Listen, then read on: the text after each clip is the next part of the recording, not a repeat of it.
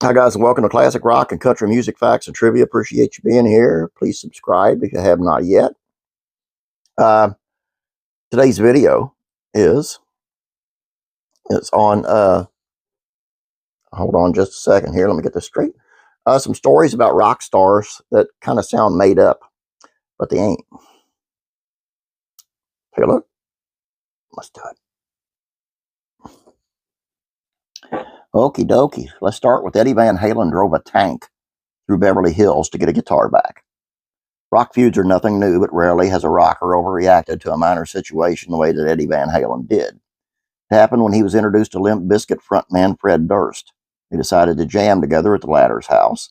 When some in attendance began using illicit substances, Eddie bolted, leaving his guitars and equipment behind. The next day, he tried to contact Durst to arrange for the return of his belongings, but Durst ghosted him. After 24 hours of frustration, Van Halen allegedly drove a literal tank to Durst's home and pulled a weapon on him when he opened the door. Perhaps needless to say, his gear was promptly returned.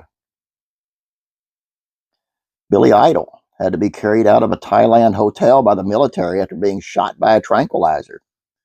Billy Idol's Rebel Yell wasn't just a song, it was practically a way of life for him. The rocker was one of the most infamous party monsters of the 80s. That lifestyle became to a head in '89 when he was staying at Bangkok's Mandarin Oriental Hotel. Over the course of his 3-week stay, he engaged in nonstop debaucherous behavior involving women and substances. After trashing his room, the hotel asked him to leave. He refused. Their response was to call in the Thai army to forcibly remove him. He resisted him, so they hit him with the tranquilizer darts and carried him out. And then Doug McKagan drank so much alcohol and did drugs so often his pancreas exploded. Common knowledge that excessive alcohol consumption can damage one's liver. Less common knowledge is that it can apparently wreak havoc on your pancreas too. Guns N' Roses member Duff McKagan found that one out the hard way. During the peak of his addiction, he consumed about as much as a gallon of vodka every day. Combining it with Coke, he started to notice the toll it was taking on his body. Hair began falling out, and he developed boils. Most seriously, this amount of alcohol he drank caused his pancreas to explode. Luckily, he survived what could have been a fatal medical issue. James Brown held up an insurance company for allegedly using his toilet. James Brown was the godfather of soul, and apparently one of the rules in his life is that you don't use the godfather of soul's toilet. The singer was jailed in '88 for a strange altercation. Apparently, under the influence of powerful substance, he walked into an insurance company located next to his office, brandishing a shotgun and complaining about strangers using his bathroom. When the police arrived, Brown led them on a high-speed chase during which he rammed their patrol cars with his pickup truck. The lawman apprehended him only after shooting out his tires, although impressively, he plowed on for another 6 miles, driving on the rims. He was sentenced to 6 years in jail for the incident, serving 3 before getting paroled. Tupac, however you pronounce that, ashes were actually smoked by his friends. Get $1 for every song written about smoking illicit substances, you would retire rich. Tupac rapped in his song Black Jesus about wanting to have his friends smoke his ashes upon his demise. But it's unsurprising that many believe this was nothing more than something to say in a song. After he passed, a long-standing rumor implied that his friends took him up on his request. He made in Black Jesus, although it sounds unbelievable on the surface. Members of his band, the Outlaws, confirmed that they did indeed smoke his ashes after his funeral. They mixed the ashes with some other things that the later rapper liked, such as cannabis, chicken wings, and orange soda, and they blazed up. The Beach Boys song, Never Learn Not to Love, was originally written by Charles Manson. When you think of the Beach Boys, you undoubtedly think of sand, surfboards, and summer, all happy images, but when you don't think of is Charles Manson, the infamous cult leader, responsible for brutal slaying of 7 people, including actress Sharon Tate. Hard as it may be to believe, the popular rock band actually does have a connection to him. Before gaining the notoriety they would turn him into a household name, Manson was an aspiring singer-songwriter, penned a song ironically called Cease to Exist.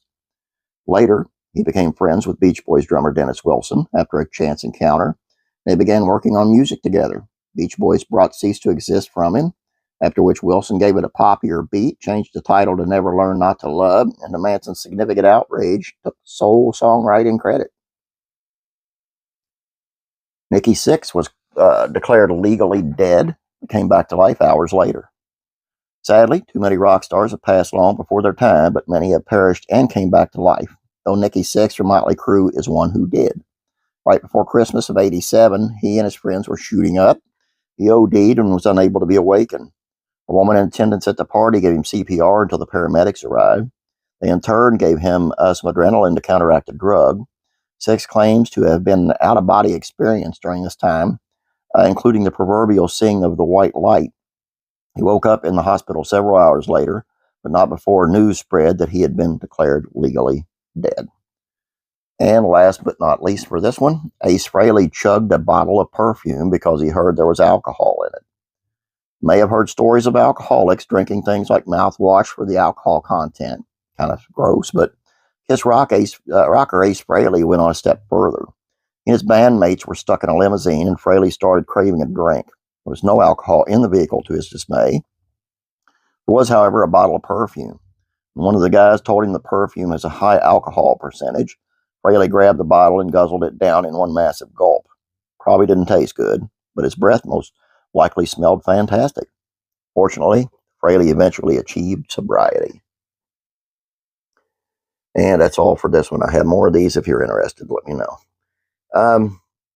Hope you guys enjoyed this. Please subscribe. Thank you very much. Please share these out. You might want to check out yesterday's as well, as it was really good. It's on the wild lives of some wild stories of country acts, and it's almost as wild as these. Have a great Memorial Day. Please don't forget what Memorial Day is all about before you go out barbecuing and such. God bless you, and be praying for you.